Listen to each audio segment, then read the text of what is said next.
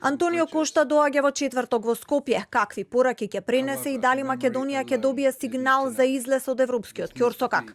Председателот на Европскиот совет ја стартуваше турнејата низ Западен Балкан денеска од Белград, а ќе ја заврши во петок во Тирана.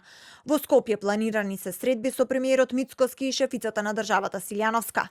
На првиот ден од посетата на регионот, Кошта на средбата со Вучич му порача дека е потребна јасна осуда на руската инвазија на Украина и диалог со Косово за понатамошната европска интеграција на Србија. Испрати порака и за регионот дека проширувањето бара меѓусебна доверба.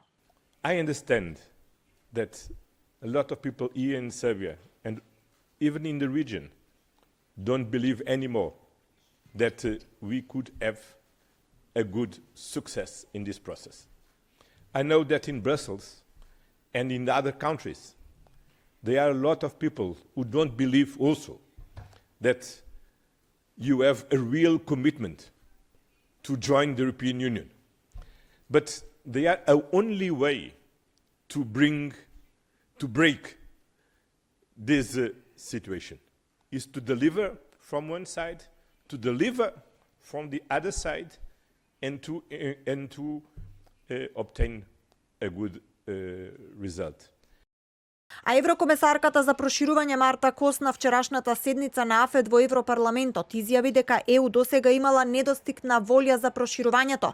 Долгогодишното чекање на Македонија пред европската порта повторно го спореди со Украина. For the last commission and also if I understand you in all my encountering with you, this is now one of the priorities.